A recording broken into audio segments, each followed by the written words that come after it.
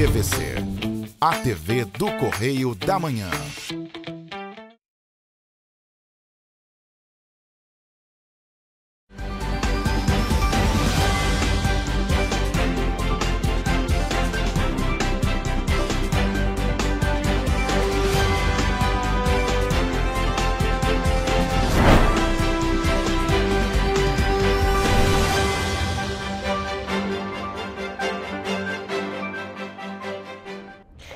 Olá, começa agora mais um Correio Petropolitano na TV, primeira edição.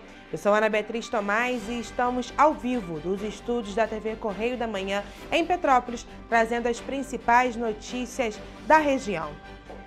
Hoje é quinta-feira, 8 de maio, e você vai ver a seguir. O Ministério Público do Estado publica uma manifestação sobre registros de movimentações de terra próximas ao túnel extravasor. Prazo para regularizar a situação eleitoral termina no dia 19 deste mês. Águas do Imperador inicia a campanha de Mês das Mães para quitação de débitos. Nomeados pelo Ministério da Gestão têm 30 dias para tomar posse. O Estado do Rio inaugura um dos mais modernos complexos de treinamento de combate a incêndios do país. Agora, no Correio Petropolitano na TV, primeira edição.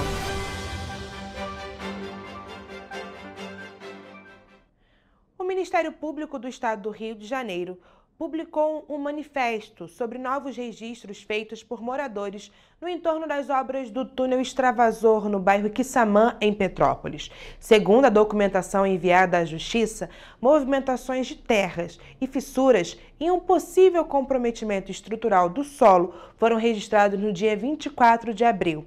Apesar disso, as obras de reparo já começaram a ser feitas na localidade pela Prefeitura de Petrópolis. A ação movida pelo Ministério Público do Rio de Janeiro foi registrada na 4ª Vara Civil de Petrópolis e teve início após relatos de moradores sobre problemas recorrentes de inundações e transbordamentos de esgoto, especialmente após o início das intervenções no túnel extravasor em Petrópolis. Quem vive na região afirma ainda que também foram registradas movimentações de terra, fissuras e um possível comprometimento estrutural do solo próximo a uma casa na rua Palatinto, no bairro Itamaraty. Tamara mora há 3 anos no imóvel que foi prejudicado. Eu ia começar a trabalhar com ele e reestruturar ele. Aí o pessoal que trabalha comigo veio aqui para poder fazer, né? E quando a gente começou a escavação, a gente descobriu, né, o pior, né? Que ali embaixo estava tudo oco, igual essa rua inteira ficou. Logo que percebeu os problemas na estrutura da casa, Tamara passou a ter medo da possibilidade de uma tragédia no local. Um perigo. Aí a gente, graças a Deus, né, o pessoal aqui da rua, né, eles têm uma associação, tem um pessoal que ele trabalha com isso, ele correu atrás juntamente comigo, fui na Defesa Civil correr atrás, eles vieram aqui, o governo, né, o pessoal do governo, a Secretaria de Obras, e eles começaram a obra. Aqui foi o local da ocorrência da denúncia do Ministério Público. A primeira parte das obras já foi concluída pela Prefeitura de Petrópolis e o buraco, inclusive, já foi tampado. Tamara destaca também o que foi feito no local até o momento. Quebraram ali, começaram a fazer a concretagem e agora falta fazer a parte de dentro para finalizar. Aí depois a gente vai continuar o muro. A moradora, que é engenheira, explicou quais serão os próximos passos da obra e disse que espera que até em 15 dias as ações sejam concluídas. Ele falou que tem que esperar o tempo de cura do concreto, que é verdade, né? A gente precisa esperar pelo menos 7 dias. Acredito eu que semana que vem eles devam voltar para finalizar. Agora já foi feita a maioria das coisas, né? Já precisar no máximo quebrar ali o meio e acabar de fazer a concretagem. Se realmente a gente fizer do jeito, acabar, né? Porque o começo já, graças a Deus, já foi realizado, eu fico mais tranquila, né? Só que é aquilo, não adianta só reparar a minha casa e ter outros problemas do lado, né? Hoje eu fiz a minha garagem, hoje eu sei que a minha garagem tá segura. E o restante do lado, como é que tá? Em nota, a Secretaria de Infraestrutura e Obras Públicas do Estado disse que ainda não foi notificada oficialmente sobre o assunto e informa que os eventos citados não têm nenhuma relação entre a obra de reforço estrutural realizada no túnel extravasor. É importante destacar que a informação de que a obra teria sido realizada pela Prefeitura de Petrópolis foi passada pelos moradores da região para a nossa repórter Mariana Braga. Porém, até o fechamento desta edição, a Prefeitura não confirmou a informação. Os eleitores de todo o país que estão com pendências com a Justiça Eleitoral têm até o dia 19 de maio para regularizar a situação e evitar o cancelamento do título eleitoral. O prazo vale para quem não votou por 3 turnos consecutivos, não justificou a ausência na votação e não pagou as multas por ter deixado de votar. De acordo com o Tribunal Superior Eleitoral, cerca de 5 milhões de eleitores estão nessa situação. Caso as pendências não sejam regularizadas, o título eleitoral será cancelado pela Justiça Eleitoral. A medida pode levar ainda a outras restrições, como não conseguir tirar passaporte ou carteira de identidade, renovar matrícula em instituição pública de ensino e tomar posse em cargo público após ser aprovado em concurso. O serviço de regularização é feito presencialmente nos cartórios eleitorais, pelo site da Justiça Eleitoral na internet ou pelo aplicativo e-Título. Para saber se está na lista de pessoas que podem ter o título cancelado, o cidadão deve clicar no menu Consultar a situação eleitoral. Em seguida, as multas eleitorais pela ausência nas votações devem ser pagas por meio de boleto, Pix ou cartão. O processamento do pedido de regularização pode ser acompanhado eletronicamente. O cancelamento não vale para menores de 18 anos e maiores de 70 anos. Nesses casos, o voto é facultativo. E a Companhia Águas do Imperador vai realizar até o dia 31 de maio uma campanha em celebração ao Mês das Mães. A ação tem como objetivo a quitação de débitos. Quem traz mais informações é o repórter Gabriel Toledo. Até o dia 31 de maio, o cliente vai poder negociar débitos pendentes com até 65% de desconto. Além disso, os pagamentos têm isenção de juros, multas e podem ser realizados em até 21 vezes no cartão de crédito, com juros da operadora. Alguns consumidores vão poder solicitar a retomada do abastecimento de água com isenção da taxa. Para negociar, é possível acessar a agência virtual da concessionária no site aguasdoimperador.com.br. Também é possível acessar o aplicativo Clientes Águas ou ir até a loja de atendimento, na Rua Irmãos D'Angelo, número 52, no centro de Petrópolis. Gabriel Toledo, para a TV Correio da Manhã. Obrigada, Toledo, pelas informações. E os 370 candidatos aprovados no concurso público nacional unificado têm até 30 dias para tomar posse no Ministério da Gestão e da Inovação em serviços públicos em diversos estados. Os nomeados para 12 cargos da pasta e a lotação nas respectivas unidades da federação podem ser conferidas na portaria publicada nesta semana. Para a posse, os aprovados no certame precisam apresentar digitalmente a documentação obrigatória na plataforma sou.gov.br, existente nos formatos de aplicativo e site. A ferramenta é voltada aos servidores públicos federais, incluindo ativos, aposentados, pensionistas e anistiados políticos. Entre os documentos exigidos estão a carteira de identidade ou carteira de identidade nacional, certidão de casamento ou comprovante de união estável registrado em cartório, certificado de reservista, entre outros. A lista completa de documentos necessários está disponível no portal do servidor. A maioria das lotações dos aprovados está concentrada em Brasília, onde fica a sede do Ministério da Gestão, como os cargos de engenheiro, economista, arquiteto e técnico em comunicação social. Há também vagas destinadas para unidades regionais do Rio de Janeiro, em Minas Gerais, no Acre, Mato Grosso do Sul, Rondônia, Rio Grande do Sul e em São Paulo. Em caso de dúvidas, o Ministério da Gestão estabeleceu que o canal oficial de comunicação com os candidatos é o endereço eletrônico cap.dgp@gestão.gov.br. O governo do estado do Rio inaugurou nesta quarta-feira um dos mais modernos complexos de treinamento de combate a incêndios urbanos do Brasil. A Cidade do Fogo do Corpo de Bombeiros Militar do estado do Rio tem cerca de 1.500 metros quadrados de área construída e é composta por 5 fases que reproduzem situações reais de incêndios em edificações como residências, estabelecimentos comerciais, túneis e até garagens em subsolo. Fruto de um investimento do governo do estado da ordem de 5 milhões de reais, o equipamento foi projetado para oferecer uma ampla variedade de atividades e exercícios. A queima controlada permite que os militares observem o comportamento do fogo e da fumaça, entendam o desenvolvimento dos incêndios e vivenciem chamas reais, a fim de efetuar a melhor gestão de recursos no combate ao incêndio. A Cidade do Fogo funciona como um conjunto de salas de aula em forma de simuladores de desenvolvimento de incêndio que podem atingir temperaturas superiores a 600 graus Celsius. Os simuladores colocam os militares dentro da cena o mais próximo possível de um incêndio real.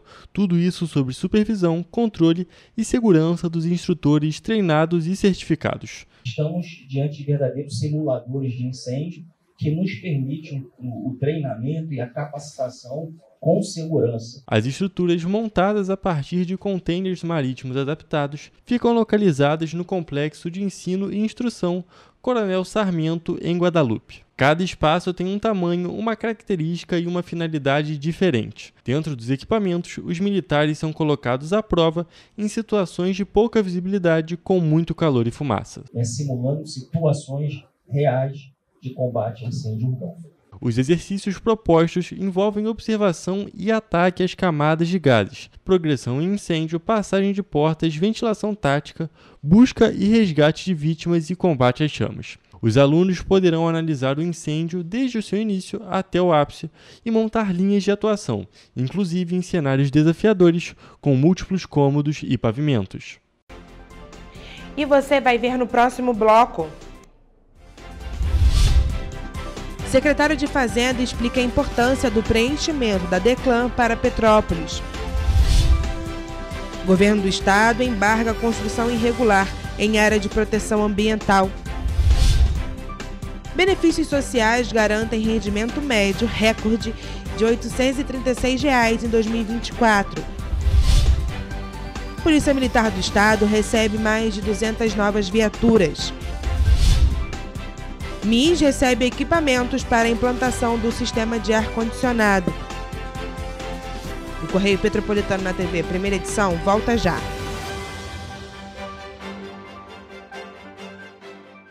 Petrópolis, uma cidade histórica, que agora tem um novo ponto de conexão. O Correio Petropolitano se renovou e leva o que de mais importante acontece na cidade, de maneira mais ágil e acessível. Acesse as notícias de Petrópolis de maneira rápida e prática, onde quer que você esteja. Fique por dentro dos acontecimentos da cidade, da política, da cultura e muito mais. Correio Petropolitano. A informação de qualidade a um clique de distância. Acesse www.correiopetropolitano.com.br. Rio de Janeiro, atração o ano inteiro. Tem descanso, tem folia, noite e dia, alegria, sol e praia, diversão. No prato ou copo, a festa, o bar, museu ou bloco.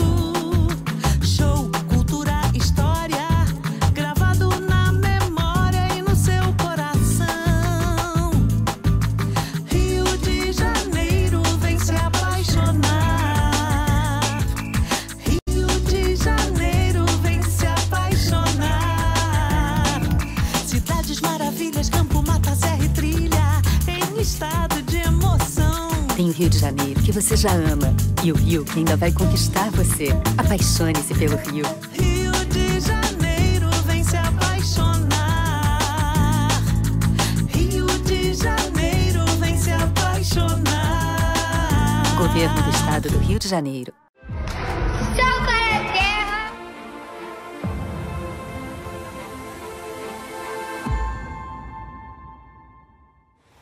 Você sabia que pode transformar o seu imposto de renda em oportunidade para crianças e adolescentes? Ao invés de deixar seu imposto sem destino definido, você pode direcioná-lo para projetos sociais da sua cidade. Com um simples gesto, você ajuda a garantir educação, saúde e um futuro melhor para muitas crianças. O Sal pra Terra conta com a sua ajuda. E o melhor, não custa nada para você.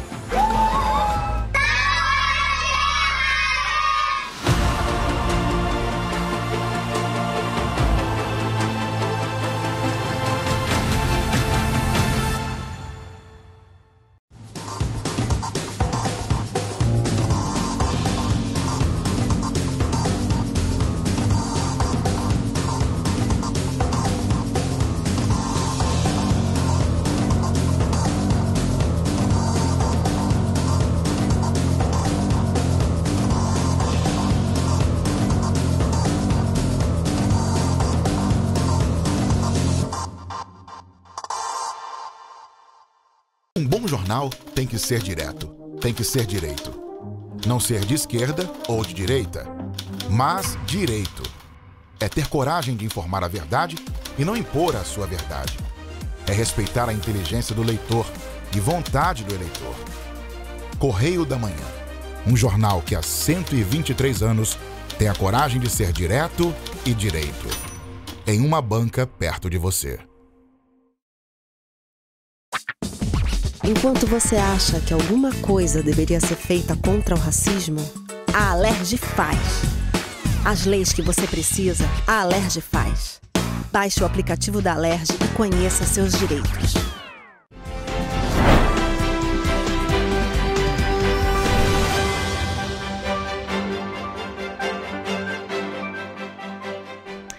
Estamos de volta. E o secretário de Fazenda de Petrópolis, Fábio Júnior, explicou a importância do preenchimento da DECLAN-IPM para o município em entrevista para a TV Correio da Manhã.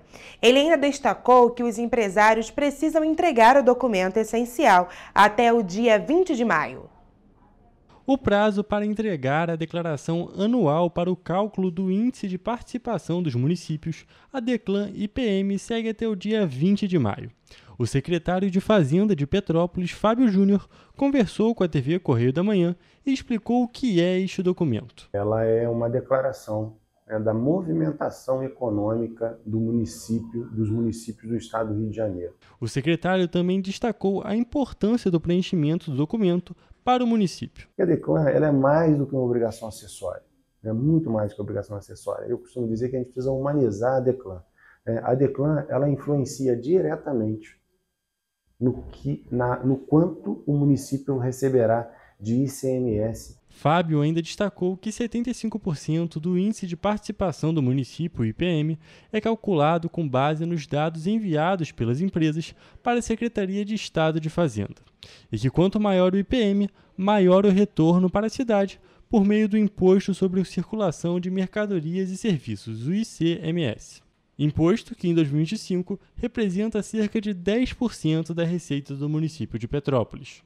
É um assunto bem, digamos assim, complexo, ele é muito técnico, mas eu tô tomando a cautela de fazer uma abordagem um pouco mais humanizada. Fazendo a DECLAN de maneira correta, você contribui diretamente com o que o município receberá no ano posterior de ICMS. Os valores do ICMS têm participação direta na verba para a merenda escolar, nos remédios nos postos de saúde, no salário dos servidores, na manutenção das vias públicas e diversas outras políticas públicas no município. Ele ainda reforça que, tirando os microempreendedores individuais, os MEIs, praticamente todos os empreendedores precisam preencher este documento. Comércio, prestador de serviço, indústria, todos precisam fazer, porque ele trata da movimentação econômica. Então, quem tem movimentação econômica, quem paga, quem declara ou recolhe ICMS ou ISS, precisa preencher a DECLAN. O prazo para entrega da DECLAN-IPM vai até o dia 20 de maio e o envio deve ser feito por meio do site da Secretaria de Estado de Fazenda. Quem tiver dúvidas sobre o assunto pode procurar diretamente a Secretaria de Fazenda de Petrópolis pelo site petropolis.rj.gov.br. O governo do estado embargou uma construção irregular dentro de uma área de proteção ambiental, Jericinó Medanha, em Campo Grande, na última terça-feira. O responsável foi encaminhado para a delegacia e será aberta uma investigação sobre o caso. No local, os agentes da Secretaria de Estado do Ambiente e do Instituto Estadual do Ambiente, o INEA, identificaram a remoção de uma área de 5.000 metros quadrados, além do desvio de uma nascente rara, para a construção de uma estrutura que retém água para lazer, com 1.000 metros quadrados. O terreno, de cerca de 10.000 metros quadrados, também integra a zona de amortecimento do Parque Estadual do Mendanha e não tinha licença ambiental para as intervenções realizadas. Segundo o chefe de proteção ambiental das unidades de preservação do INEA, Andrei Veiga, a área seria utilizada como local de lazer sem nenhum tipo de licença. Além disso, o oficial também reforçou que a construção suprimiu totalmente a nascente, o que representa grande risco para a área de preservação. O responsável pelo terreno foi encaminhado para a delegacia e investigações sobre o caso foram abertas. Segundo as autoridades, o açude foi construído sobre uma nascente com características e vegetações raras da região, que teve as margens suprimidas. Segundo a Lei Federal 9.605 de 1998, promover construção em solo não edificável ou em seu entorno constitui crime ambiental, com a pena podendo variar entre detenção e multa. O secretário de Estado do Ambiente e Sustentabilidade, Bernardo Rossi, destacou que o dano é incalculável e que as autoridades vão agir com rigor para responsabilizar os envolvidos. O valor dos rendimentos por meio de programas sociais, como Bolsa Família e o benefício de prestação continuada, cresceu 72,7% entre 2019 e 2024. O valor médio de R$ 836 é o maior desde 2012, de acordo com a Pesquisa Nacional por Amostra de Domicílios Contínua, divulgada pelo Instituto Brasileiro de Geografia e Estatística nesta quinta-feira. A Pesquisa Nacional por Amostra de Domicílios Contínua investiga regularmente informações sobre os rendimentos das pessoas residentes no Brasil. A pesquisa considera os rendimentos do trabalho, de programas sociais, aposentadoria, pensões e de outras fontes de renda como aluguéis, aplicações financeiras e bolsas de estudo. Neste ano, os rendimentos provenientes de programas sociais, que nos anos anteriores faziam parte da categoria outros, passaram a ser divulgados de forma separada. Os dados mostram que os programas sociais garantem rendimentos a 9,2% da população, o que equivale a mais de 20 milhões de pessoas. O percentual é superior ao registrado em 2019, antes da pandemia, e aos 8,6% de 2023. Os valores também aumentaram. Em 2024, o valor médio dos rendimentos de programas sociais do governo era R$ 836. Esse valor foi o maior da série histórica, que começou em 2012. A maior fatia desse rendimento, 74,9%, vem do trabalho. Os programas sociais representam 3,8% do rendimento domiciliar, em média. O governo do estado entregou 214 novas viaturas semi-blindadas para a Polícia Militar. O reforço da frota marcou o início da distribuição de mais de 700 veículos que vão ser incorporados ao patrulhamento até o fim do semestre.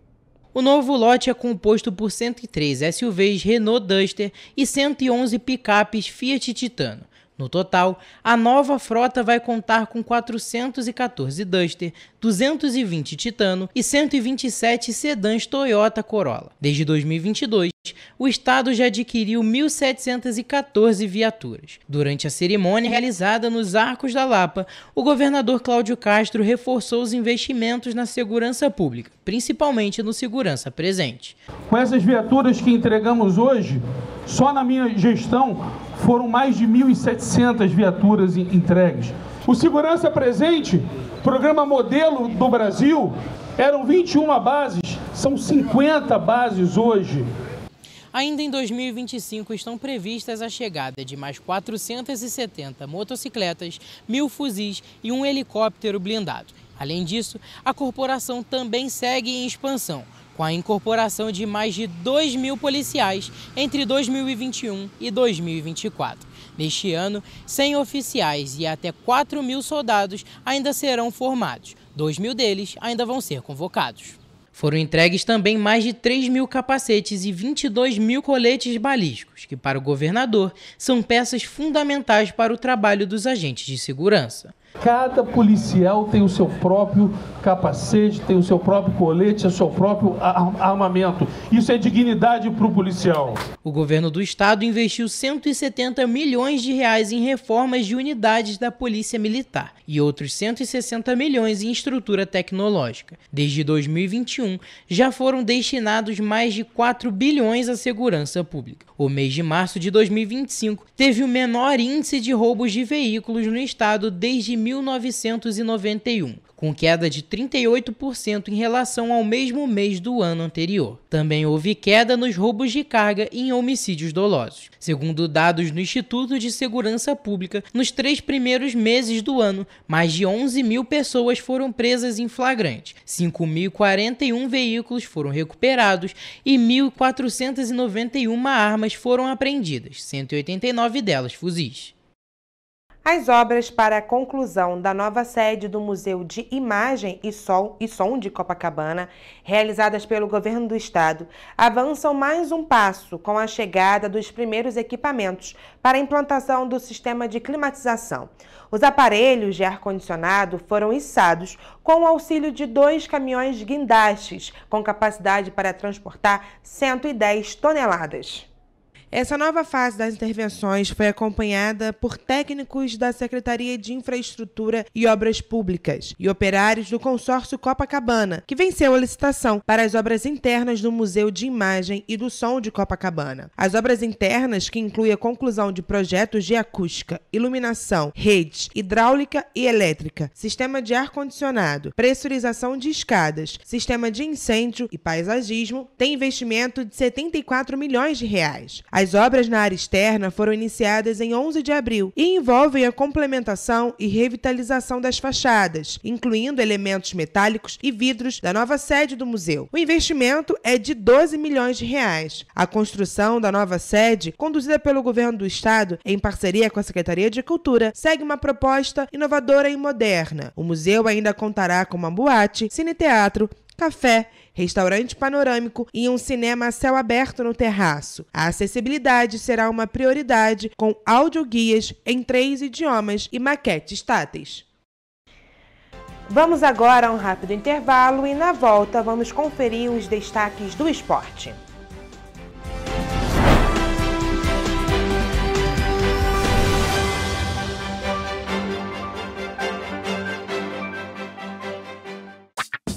Enquanto você pensa que poderia ganhar igual aos homens, a Alerj faz. As leis que você precisa, a Alerj faz. Baixe o aplicativo da Alerj e conheça seus direitos.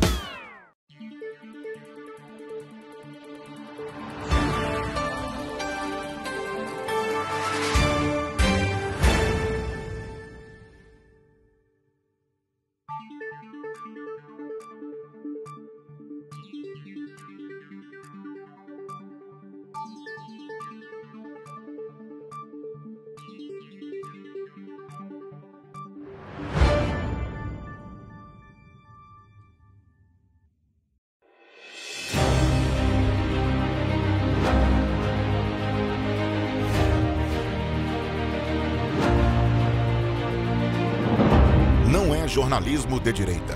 É jornalismo direito. Correio Petropolitano. Tudo que seu jornal não deveria ter deixado de ser. Todos os dias, em uma banca perto de você.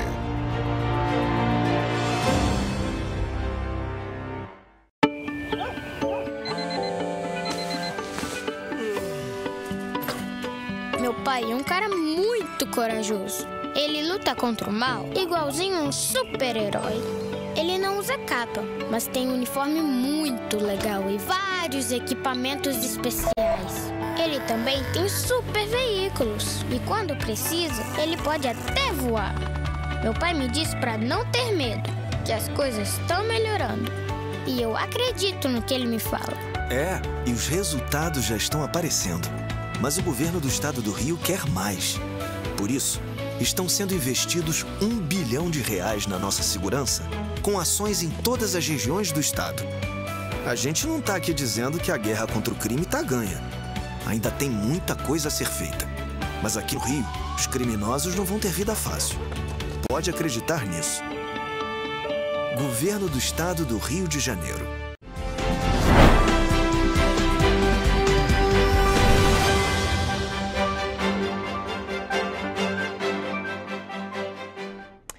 Estamos de volta. E, gente, hoje é quinta-feira, então, como de costume, vamos agora ao quadro Correio Esportivo, com os repórteres Gabriel Toledo e Hugo Petersen trazendo os destaques do mundo do esporte.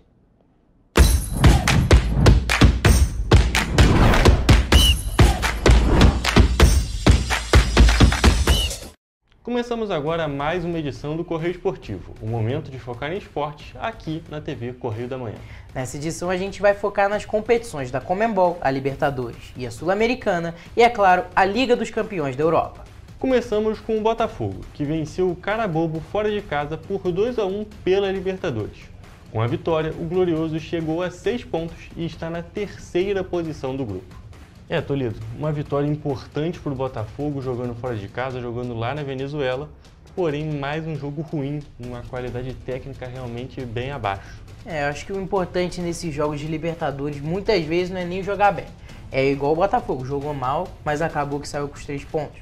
Saiu com os 3 pontos. Foi no detalhe, foi no finalzinho, foi sofrido, mas na Libertadores cada pontinho é muito importante. Sem dúvida nenhuma, jogando fora de casa, às vezes num gramado que é ruim, que não consegue, você não consegue praticar de verdade o futebol, mas o Botafogo, apesar de ter jogado mal, está conseguindo se manter ali. Começou muito mal, na Libertadores, a gente não pode negar isso, só está na 3ª posição do grupo com 6 pontos, porém, pelo menos fez o dever fora de casa. Geralmente a gente fala de fazer o dever de casa quando ganha jogando no próprio estádio, mas dessa vez fez o dever fora de casa e, apesar de não ter sido ótimo, conseguiu a vitória. Acho que o Botafogo pode até encaminhar uma classificação na próxima rodada. O que você acha do Botafogo classificar? Eu acho que o Botafogo tem chances de classificar realmente, apesar de ter tido o início bem fraco. Eu acho que o time do Botafogo é bom e ainda tem chances de se classificar sim, principalmente depois dessa vitória fora de casa. Também pela Liberta, o Flamengo empatou por 1-1 com o Central Córdoba, jogando fora de casa. O rubro-negro chegou a 5 pontos e também se encontra na 3ª colocação do seu grupo. O Flamengo jogou muito mal, uma quantidade absurda de erros de passe, algo que a gente não está acostumado em ver em jogos do Flamengo. E, inclusive, não é um jogo que o Flamengo podia perder esses 2 pontos. O Flamengo já perdeu partida dentro de casa, o Flamengo está numa situação muito complicada. E é bem diferente do Botafogo.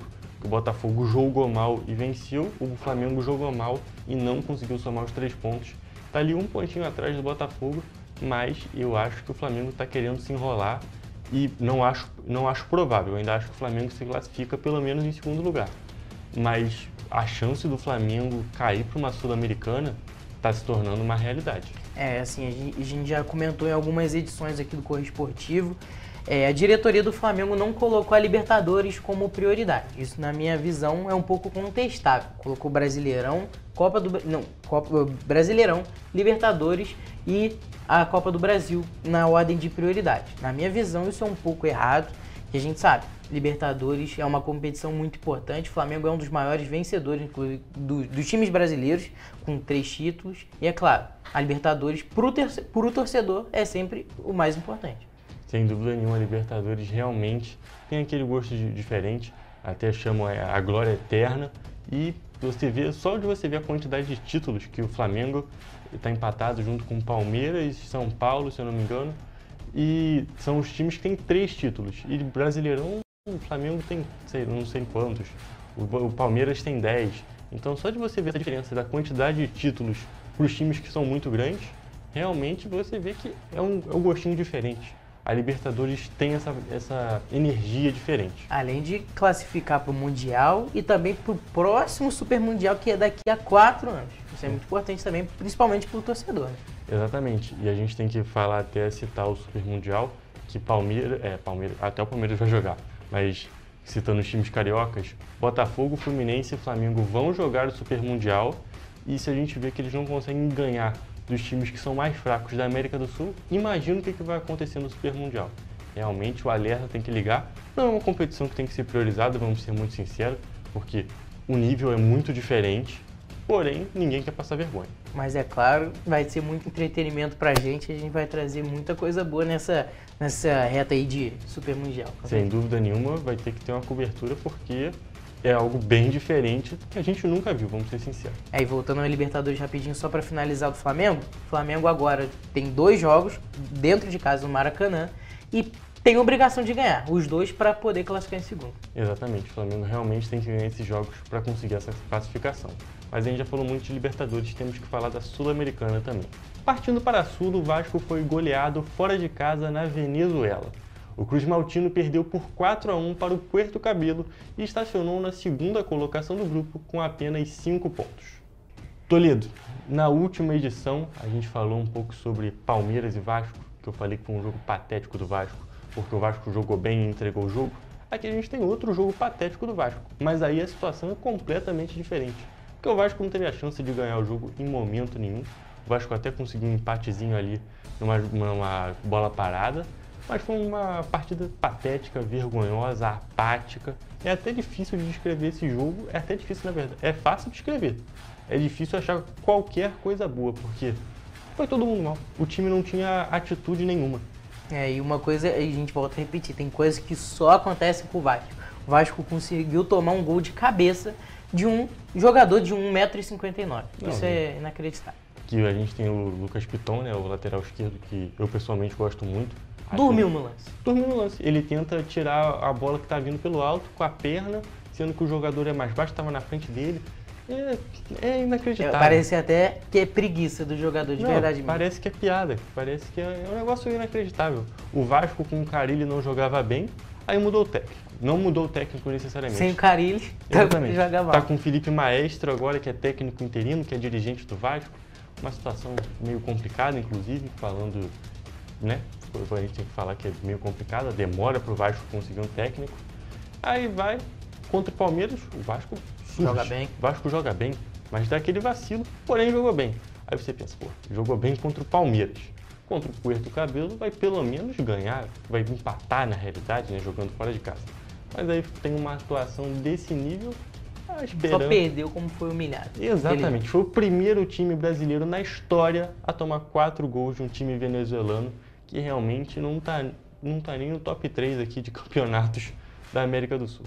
Mas é isso, agora tem que ver o que vai acontecer com o Vasco, se realmente vai contratar o Fernando Diniz, se alguém vai querer assumir essa bomba, porque o negócio está difícil. O Verratti foi o capitão do time, o artilheiro aqui do Brasil, continua sendo artilheiro aqui do Brasil nessa temporada, falou que realmente é uma atitude vergonhosa e não tem como não concordar com ele. Vamos falar agora sobre o Fluminense, que é o único carioca que não jogou, é o único que pode salvar, porque, meu Deus do céu, todo mundo jogando mal, o Fluminense acho que tem um pouquinho de mais esperança. Exatamente. E o Fluminense, que é o único carioca de que não falamos, ainda não jogou. O tricolor vai até a Bolívia para jogar contra o GV San José, às 9h30 da noite desta quinta-feira. Toledo, a gente já falou muito aqui de futebol sul-americano, a gente tem expectativa para esse jogo do Fluminense, que eu acho que o Fluminense vai vencer, é o que está jogando melhorzinho aqui. O Flamengo também estava bem, mas até esse jogo. Só que aí agora a gente vai partir para outro mundo, a gente vai partir lá para a Europa, vamos falar de Champions League. Um futebol que dá vontade de assistir. Que eu acho que é o futebol. O que a gente está vendo aqui é uma migalha e realmente a gente tem uma diferença grande, tem gente que contesta essa diferença, mas você vendo os jogos dessa semana, você vendo uma Libertadores, uma Sul-Americana, que teoricamente, né, seria o auge desse futebol sul-americano, e você vendo a Champions League, que é o auge do futebol europeu, são dois mundos muito diferentes. E a gente tem que começar invertido. A gente vai começar primeiro com o jogo que teve na quarta-feira, que foi PSG e Arsenal. Vamos falar primeiro de PSG 2, Arsenal 1. Os franceses confirmaram o resultado da ida e eliminaram os ingleses jogando na França em um confronto que acabou em 3-1. Agora o time parisiense vai para a sua segunda final de Champions na história em busca do primeiro título. Toledo, tivemos um bom jogo, um jogo que sinceramente não teve tanta emoção assim, porque o PSG já tinha ganhado primeiro de 1-0 jogando lá na Inglaterra, só que aí o PSG já estava lá, já tinha um resultado na mão, mas ainda assim jogou um futebol mais ofensivo. A grande parte do jogo, inclusive, parecia que o PSG que estava buscando o resultado, que o Arsenal parece que não entendeu. Me decepcionou muito. Não entendeu a urgência do jogo. A gente esperava que o Arsenal ia partir para cima, a gente estava até comentando, só que o Arsenal não entendeu o que estava acontecendo, até tá perdendo de 2-0. Aí o Arsenal deu uma leve acordada ali, fez um gol com o Saka. Os gols do PSG, inclusive, foram marcados pelo Fabian Ruiz, que fez um golaço de fora da área.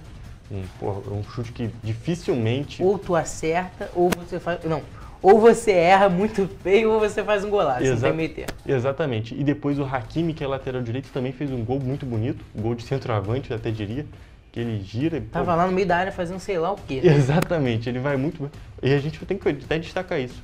O PSG, que estava ganhando o jogo já de 1-0, tinha ganhado o primeiro jogo, tinha um lateral direito dentro da área, e o Arsenal, que precisava do resultado, estava jogando um futebol que não tentava de verdade, não deu para entender nada. Porém, o PSG se classificou com mérito para a final. Com certeza.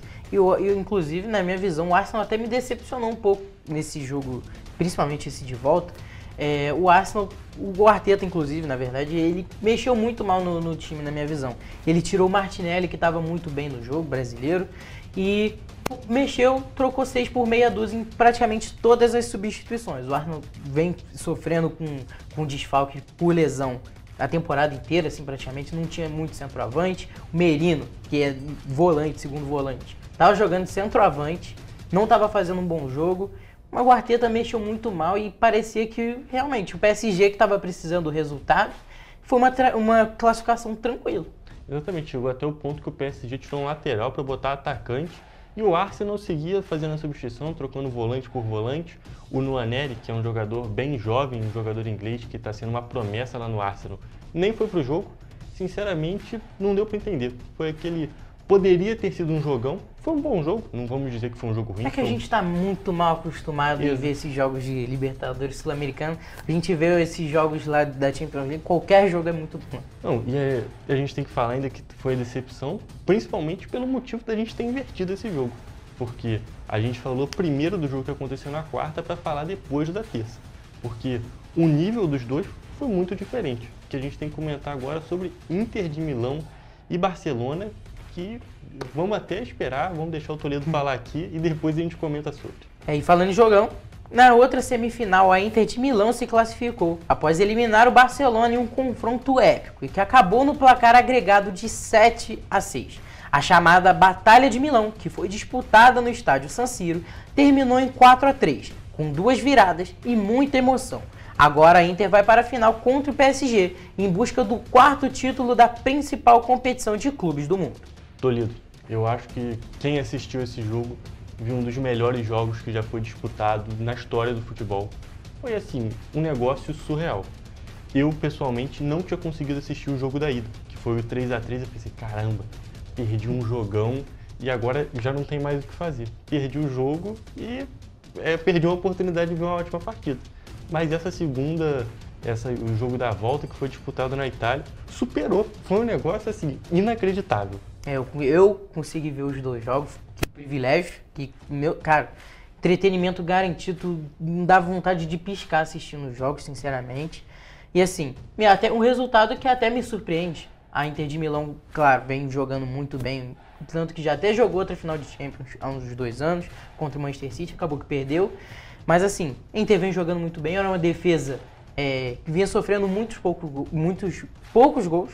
Tomou bastante gol? Tomou, mas classificou e está na final. Inclusive, tem muita chance de ser campeã, principalmente contra um PSG. Eu acho que vai ser um jogo até de opostos, assim. Vai ser, eu acho que a gente pode comparar com Bayern de Munique e PSG.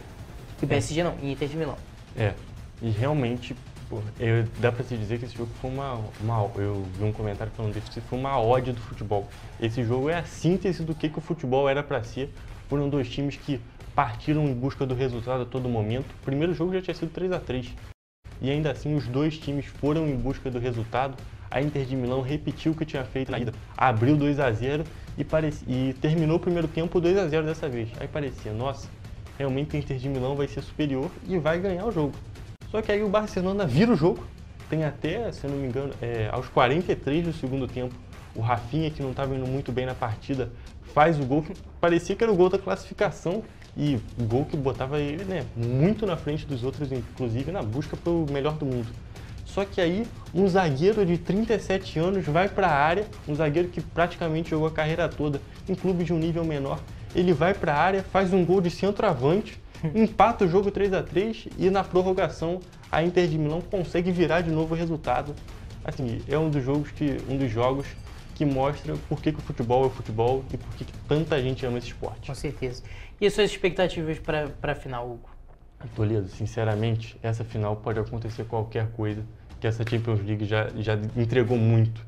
Eu acho que a Inter de Milão chega como favorito, porque é o time que consegue equilibrar o futebol ofensivo com o defensivo, porque tem uma defesa muito sólida e ainda assim conseguiu fazer 4 gols no Barcelona, mas o PSG também vem muito bem. Eu acho que o PSG é o favorito, porém a Inter de Milão é um time muito mais experiente. Eu acho que eles vão pro jogo muito mais tranquilos, porque para a maioria do PSG vai ser um jogo assim, um jogo da vida, provavelmente, para Inter de Milão também, é claro, Mas assim, tem jogadores muito mais experientes que vão saber jogar uma final. Eu acho que isso pode fazer total diferença. E a final é no dia 31 de maio. Exatamente, importante destacar, esse jogo é imperdível, eu diria. No dia 31 de maio não tem mais nada que importa, é a final da Champions. E destacar também que Inter de Milão e PSG se classificaram, vão fazer uma final muito interessante, porque se o PSG ganhar o primeiro título da história deles, e a Inter de Milão não ganha um título de Champions desde 2010, mas também se o Barcelona ou o Arsenal tivessem se classificado, também ia ser um resultado muito diferente. Com certeza. São times que não estão tão acostumados, não estão recentemente, né, que eu estou dizendo, não estão chegando a muitas finais ou ganhando grandes títulos, ganhando Champions, né, vamos ser sinceros. O Barcelona, a última vez que ganhou foi em 2015. Exatamente, o Arsenal também nunca ganhou. Então realmente é uma Champions que está sendo muito diferente e eu acho até legal, porque o Real Madrid, um grande time, é o maior time do mundo e está sempre lá, mas é interessante também ver esses resultados diferentes. Com certeza. E assim a gente termina mais uma edição do Correio Esportivo. Até a próxima edição. Um beijo. Até a próxima edição, trazendo as principais notícias do mundo dos esportes para vocês.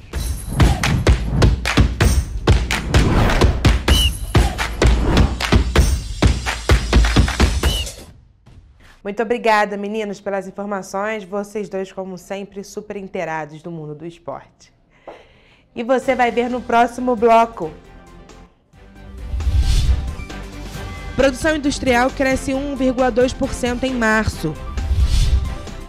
Polícia Civil prende 10 integrantes de facções criminosas em Teresópolis.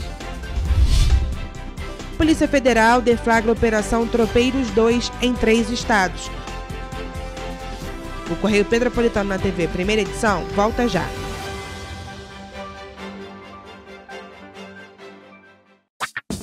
Enquanto você pensa que poderia ganhar igual aos homens, a Alerj faz. As leis que você precisa, a Alerj faz.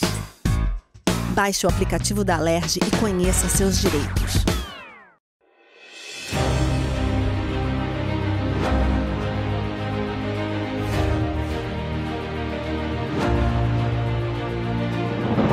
Não é jornalismo de direita, é jornalismo direito. Correio Petropolitano. Tudo que seu jornal não deveria ter deixado de ser. Todos os dias, em uma banca perto de você.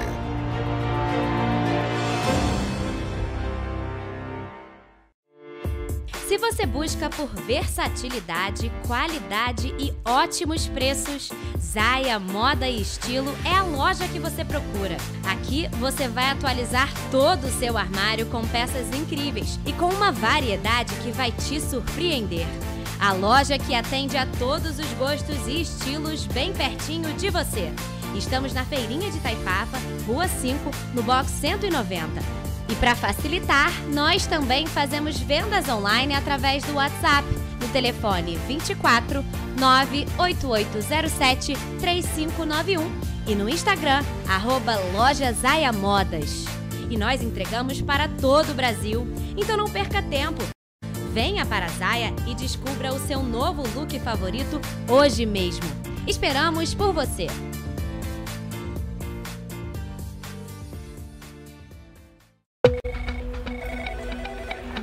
Falar em combater a criminalidade sem investir pesado em tecnologia, isso é iludir as pessoas. Por isso estamos investindo R$1 bilhão na segurança do estado do Rio. Melhorou, mas eu quero mais. Nós não podemos deixar essa guerra ser tão desigual. Não é justo com a nossa sociedade. Melhorou, mas eu quero mais. Nós não vamos perder essa oportunidade de proteger mais as pessoas. É nossa obrigação, é o nosso dever, é a nossa vontade. Melhorou, mas eu quero mais. Você tá vendo que tem mais policiais nas ruas. É onde eles têm que estar mesmo, cada vez mais. Melhorou, mas eu ainda quero mais. A violência nunca vai acabar por completo. Todo mundo sabe disso. Mas os criminosos vão ter vida fácil no Rio? Pode apostar que não.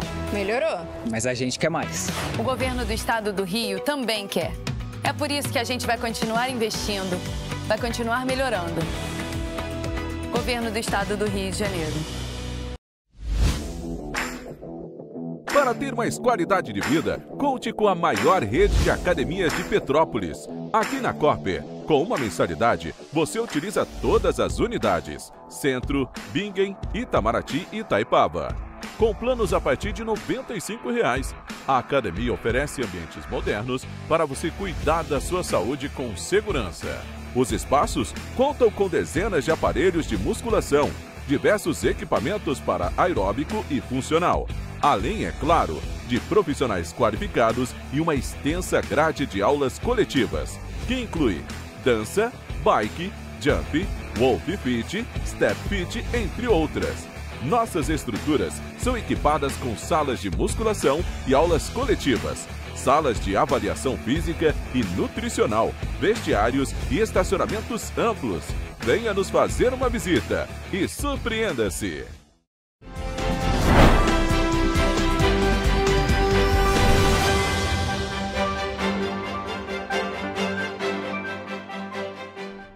Estamos de volta.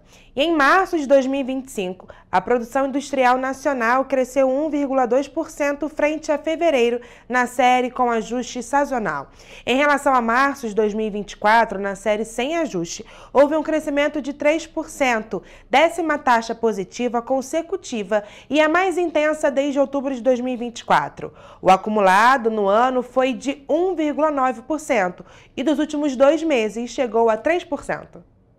3 das 4 grandes categorias econômicas e 16 dos 26 ramos industriais pesquisados mostraram expansão na produção de fevereiro para março de 2025. Entre as atividades, os crescimentos mais importantes foram produtos derivados do petróleo e biocombustíveis, com uma alta de 3,4%, indústrias extrativas 2,8% e produtos farmacêuticos e farmacêuticos com 13,7%. Vai destacar que com esses resultados o setor industrial se encontra 2,8% acima do patamar pré-pandemia, ou seja, fevereiro de 2020, mas ainda está 14,4% abaixo do nível recorde alcançado em maio de 2011. Vale destacar também as contribuições positivas registradas pelos setores de confecção de artigos do vestiário e acessórios, de móveis, de máquinas e equipamentos, produtos diversos e de manutenção, reparação e instalação de máquinas e equipamentos. Por outro lado, 9 atividades apresentaram quedas, entre elas a indústria de produtos químicos e produtos farmacêuticos, que resultaram em um maior impacto para a população. Na comparação com março do ano anterior, o setor industrial expandiu 3,1% em março de 2025, com resultados positivos em 3 das 4 grandes categorias econômicas, 18 dos 25 ramos, 55 dos 80 grupos e 55,4% dos 789 produtos pesquisados. Contudo, torna-se importante destacar que no índice mensal desse mês verifica-se a influência do efeito calendário, já que março de 2025 teve um dia útil a menos do que igual mês do ano anterior. Porém, observa-se uma base de comparação menos elevada do que a registrada em meses anteriores. Em 12 meses, os principais crescimentos foram da indústria farmacêutica, que cresceu 11,7%, metalurgia 5,3% e produtos derivados do petróleo 1,7%. E policiais civis da 110ª Delegacia de Polícia de Teresópolis e em conjunto com o Ministério Público deflagraram a Operação Atos nesta quinta-feira contra integrantes das 2 maiores facções criminosas do estado do Rio. Quem traz mais informações é o repórter Francisco Sherman. Ao todo, os agentes prenderam 10 criminosos que atuam nas comunidades de São Pedro, Perpétuo e Rosário, em Teresópolis. De acordo com as investigações, em fevereiro, integrantes de uma quadrilha teriam armado uma emboscada para um ex-integrante que atuava na facção rival. Na ocasião, a vítima sobreviveu. Em circunstâncias semelhantes, segundo a Polícia Civil, os narcotraficantes rivais armaram uma emboscada para outros 2 homens, o que resultou em um duplo homicídio em cima do viaduto do bairro Meudon, em Teresópolis. E nessa quinta-feira, os agentes cumpriram 5 mandados de prisão e autuaram outros 5 criminosos em flagrante. Entre os presos está um dos gerentes na região da maior facção criminosa do estado, Francisco Sherman, para a TV Correio da Manhã. Obrigada, Francisco, pelas informações. E a Polícia Federal, em conjunto com o Ministério Público Federal, deflagrou a Operação Tropeiros 2. A ação tem como objetivo desarticular um grupo criminoso responsável pela prática de tráfico internacional de drogas através de voos com destino à Europa. Na ação, cerca de 100 policiais federais e servidores do GAECO cumpriram 21 mandados de busca e apreensão nas cidades do Rio de Janeiro, Niterói, São Paulo, Campinas e Salvador. Os mandados foram cumpridos em residências e empresas dos investigados, além de casas de câmbio e escritório de advocacia. Além disso, foram cumpridas ordens judiciais de sequestro de bens e medidas cautelares diversas da prisão, como entrega de passaporte, proibição de se ausentar do país e bloqueio de valores. As investigações indicaram indícios de movimentações financeiras ligadas à prática de lavagem de dinheiro, na ordem dos 10 milhões de reais. As investigações foram iniciadas a partir de uma prisão em flagrante de uma jovem que transportava mais de 3 quilos de cocaína no forro de uma bagagem despachada no Aeroporto Internacional Tom Jobim. Ela pretendia embarcar em um voo com destino à cidade portuguesa de Horta. De lá, a droga seria distribuída pela Europa. A organização criminosa investigada operava com foco na remessa de drogas, principalmente o cocaína, para a Europa, por meio de mulas contratadas pelos criminosos, em um esquema que contava com o envolvimento de empresários, doleiros, um advogado e um gerente de uma instituição financeira. Os investigados vão responder pelos crimes de lavagem de dinheiro, associação criminosa e tráfico transnacional de drogas, cujas penas somadas podem chegar aos 35 anos de reclusão. Vamos agora à previsão do tempo para as cidades da nossa região de cobertura.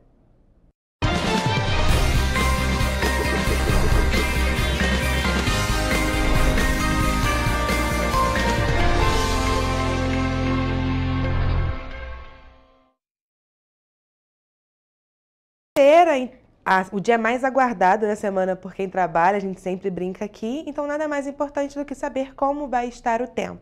Por isso já estamos aqui ao vivo com a nossa repórter Mariana Braga, que vai nos trazer as informações. Mari, boa tarde. E aí, como é que vai estar a previsão do tempo nesta sexta-feira? Boa tarde, Ana. Boa tarde também para você que nos assiste. Bom, começamos a nossa previsão para o sextou com Nova Friburgo, onde as temperaturas devem variar entre a mínima de 18 e a máxima de 24 graus. E o dia deve ser de sol com muitas nuvens durante o dia e períodos de céu nublado.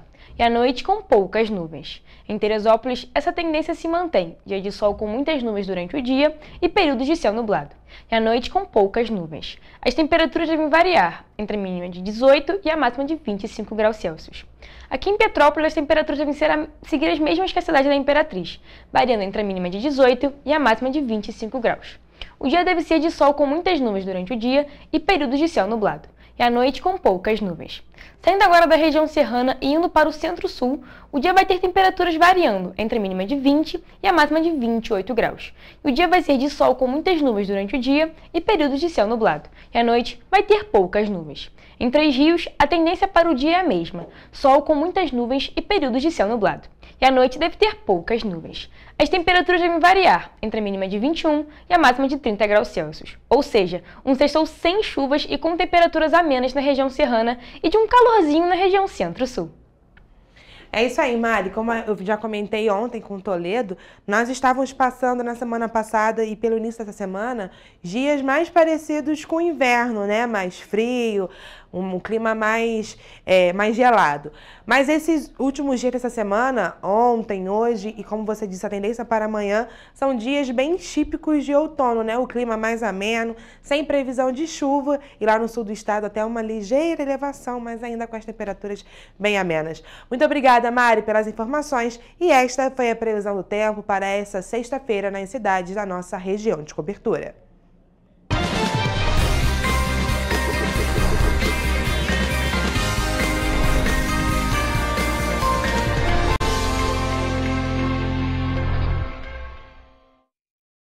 Mais notícias e informações você encontra no nosso site em tvc16.com. além das nossas redes sociais, o Facebook TV Correio da Manhã e o Instagram @Correio Petropolitano e @TVC Correio da Manhã. E a participação de vocês é muito importante através do envio de denúncias, que podem ser feitas através do nosso e-mail em tvccorreiodamanhã@gmail.com ou para o nosso WhatsApp no DDD 249 9323 1675. O Correio Petropolitano na TV primeira edição fica por aqui, mas amanhã a gente está de volta. Eu aguardo vocês neste mesmo horário, à 1 da tarde. Temos um encontro marcado. Obrigados a todos pela audiência e até lá!